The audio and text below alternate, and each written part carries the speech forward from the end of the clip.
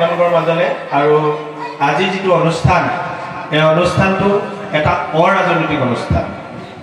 গতিকে এই বিষয়টোত মই বেছিকৈ যদি সময় লওঁ বা ব্যয় কৰোঁ এইটো মোৰ কাৰণে বৰ ভাল নহ'ব মই নিজেও অনুভৱ কৰি আছোঁ কাৰণ দুগৰাকী বিশিষ্ট ব্যক্তিক আমি আজি বিষয়টোৰ ওপৰত অলপ কথা শুনিবৰ কাৰণে তেখেতলোকক নিমন্ত্ৰণ কৰি অনা হৈছে আৰু মই পৰম আনন্দিত হ'লোঁ দুয়োগৰাকী ব্যক্তি এই সংস্কৃতিৰ পথাৰখনত আধ্যাত্মিক জ্ঞান চিন্তা চেতনাৰ পথাৰখনত তেখেতলোকৰ যথেষ্ট গভীৰতাৰে জ্ঞান আছে মই আশা কৰিম তেখেতলোকৰ বক্তব্যখিনি আপোনালোকে খুব ভালকৈ অনুধাৱন কৰিব শুনিব আৰু প্ৰাসংগিকভাৱে যিখিনি কথা থাকিব সেইখিনি আমাৰ নিজৰ জীৱন কাৰ্যত আগন্তুক দিনত আমি সেইখিনি কৰ্মময় জীৱনত আমি লগাব লাগিব কথা বহু সময়ত আমি শুনো কিন্তু কথাখিনি কামত লগোৱাটোহে তেখেতলোকে কথা কোৱাৰ সফলতা তেখেতলোকে কোৱা কথাখিনিক যদি আমি কামলৈ ৰূপান্তৰ ঘটাব নোৱাৰোঁ তেতিয়াহ'লে এই ব্যক্তিসকলে বক্তাসকলে যিখিনি কথা আমাক কয় যথেষ্ট অধ্যয়ন কৰি যথেষ্ট কষ্ট কৰি তেখেতলোকে বক্তব্য ৰাখে সেইখিনি আমি কামত লগোৱাটো কিন্তু খুব প্ৰয়োজন মই মানুহৰ কৰ্মব্যস্ততায়ো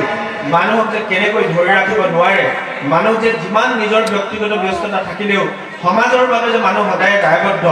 এই ক্ষেত্ৰতে মঞ্চত বহি থকা আটাইসকল ব্যক্তি ইতিমধ্যে প্ৰমাণিত কৰিছে তাৰ ভিতৰত মই দুগৰাকী ব্যক্তিক বিশেষভাৱে কৈছোঁ ডক্টৰ শশীকান্ত শইকীয়া ছাৰ তেখেত কলেজৰ এগৰাকী অধ্যক্ষ এখন ডাঙৰ য'ত 1200-1300 ল'ৰা ছোৱালী আছে এই মহাবিদ্যালয়খনৰ অধ্যক্ষ হোৱাৰ পাছতো তেখেতে নিতৌ পেপাৰত বিভিন্ন ধৰণৰ সামাজিক সমস্যা সাংস্কৃতিক বিভিন্ন বিষয়ৰ ওপৰত তেখেতে লিখা পঢ়া কৰি নিতৌ পেপাৰত তেখেতে দি থাকে তেখেতে মনৰ মননশীল চেতনা আৰু চিন্তাৰ যিখিনি কথা এইখিনিক লিপিবদ্ধ কৰি অনাগত প্ৰজন্মৰ ভালৰ বাবে তেখেতে প্ৰকাশ কৰিছে ঠিক তেনেধৰণে আমাৰ ডক্টৰ বৰুৱা মৃণাল বৰুৱা ডাঙৰীয়ায়ো তেখেতক বিভিন্ন ঠাইত মই অকল স্থানীয় জেগাতেই পোৱা নাই অসমৰ বিভিন্ন প্ৰান্তত দেখিছোঁ যে তেখেতে কলেজত অধ্যাপনা কৰাৰ ইউনিভাৰ্চিটিত অধ্যাপনা কৰাৰ পাছতো বহুত ছাত্ৰ ছাত্ৰীক শিক্ষা প্ৰদান কৰিব লাগে তাৰ পাছতো তেখেতলোকে লিখা পঢ়াৰ সমান্তৰালভাৱে যিবিলাক বক্তৃতা তেখেতলোকে প্ৰদান কৰে ই গভীৰ অধ্যয়নৰ ফচল গতিকে এই অধ্যয়নটো তাৰ মাজতো যে বজাই ৰাখি আমাৰ নতুন প্ৰজন্মৰ মানুহখিনিক যে উৎসাহ উদ্দীপনা যোগাই আছে এইটো আচলতে আমাৰ বাবে প্ৰেৰণা গতিকে মই আপোনালোকক ধন্যবাদ জনাইছোঁ দুয়োগৰাকী মহান ব্যক্তি ইয়াতে আজি উপস্থিত আছে আপোনালোকক নিশ্চয় বহুখিনি কথা আগবঢ়াই যাব আৰু আজি পুৰণি নামঘৰৰ মহামঞ্চত ময়ো নিজে উপস্থিত থাকিবলৈ পাই অলপ আনন্দিত হৈছোঁ কাৰণ এইখন গাঁৱৰ লগত মোৰ বহুদিনীয়া এটা সম্পৰ্ক হৈ উঠিছে এইখন গাঁৱৰ ক্ৰীড়া সাংস্কৃতিক সামাজিক বিভিন্ন অনুষ্ঠান প্ৰতিষ্ঠানত মই প্ৰত্যক্ষভাৱে বহু সময় থাকিব পৰা নাই যদিও কিন্তু আহি পেলাই দেৰিকৈ হ'লেও আহি উপস্থিত হোৱাটো মোৰ এটা নিয়মলৈ ৰূপান্তৰ হৈ গৈছে কাৰণ মনত এইটোৱে ভাৱ হয় যে গুৰুঘূৰালৈ নগ'লে বেয়া পাব নেকি ৰাইজে মনটোতে মোৰো বেয়া লাগি থাকিব গতিকে এপাক হ'লেও যাওঁ এতিয়া মোৰ ইয়াৰ পৰা আৰু এখন সভা কৰিবলৈকে মই গুচি যাম কিন্তু তথাপিও ভাবিলোঁ যে ডিব্ৰুগড়ত এখন সভা কৰি আছিলোঁ তাৰ পৰা পোনপটীয়াকৈ ইয়ালৈকে আহিলোঁ গতিকে মই আশা কৰিম যে এই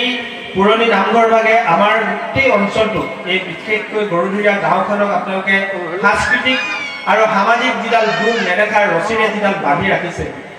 এই নেদেখা গুণডালেৰে আপোনালোকে আৰু শক্তিশালী ৰূপত সমাজখনক বান্ধি ৰাখক আমাৰ মায়ামৰা সমাজৰ যিখিনি পৰম্পৰা যিখিনি ৰীতি নীতি বিশ্বাস আৰু ধৰ্মৰ যিখিনি কথা এই কথাখিনি এই নামঘৰৰ পৰা আৰম্ভ হ'ব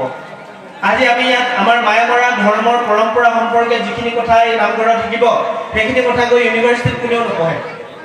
ইউনিভাৰ্চিটিত পঢ়িবৰ কাৰণে কোনেও ৰাজনীতি বিজ্ঞানৰ ছাত্ৰ এজনে হয়তো কাহানিও মেলিয়ে নাচাব যে মই মায়ামৰা সত্ৰৰ মূল কথাখিনি কি মায়ামৰা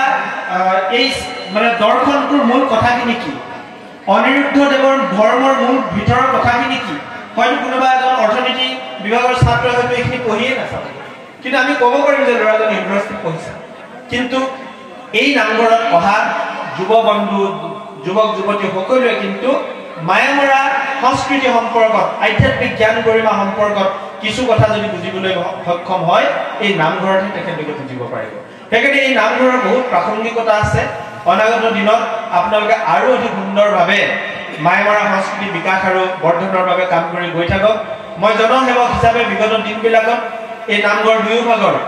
উন্নয়নৰ ক্ষেত্ৰত আপোনালোকৰ যি বৰযাত্ৰা আছিল তাতো মই এগৰাকী সহযাত্ৰী হিচাপে কৰবাত যি অকণমান অৰিহণা বা সহযোগ দিব পাৰিলো পঢ়াখিনি কৰিছো অনাগত দিনতো মই পঢ়া যেতিয়ালৈকে হৈ থাকিম তেতিয়ালৈকে মই এখন গাঁৱৰ প্ৰতি মোৰ মৰম শ্ৰদ্ধা ভক্তি আদৰ কেতিয়াও কম নহব সেইখিনি মই মোৰ অন্তৰৰ পৰা আপোনালোকক কথা দিছো এখন গাঁৱৰ উন্নয়নৰ বাবে আপোনালোকে বহুত কাম কৰিছে আজি মৃদুল দাহত খগেন দাহত এখেতলোকক ক'বই নালাগে প্ৰফুল্ল দদাইহঁত আজি বয়সত পুৰণি হৈ গৈছে যদিও কিন্তু বয়সে তেখেতলোকক মানে হৰুৱাব পৰা নাই আজিও দৌৰি ফুৰে আজি এই দেউতাসকল যিমান মানুহ আহিছে সব একত্ৰিতভাৱে সমাজখনক আগুৱাই নিবৰ কাৰণে প্ৰয়াস কৰিছে এই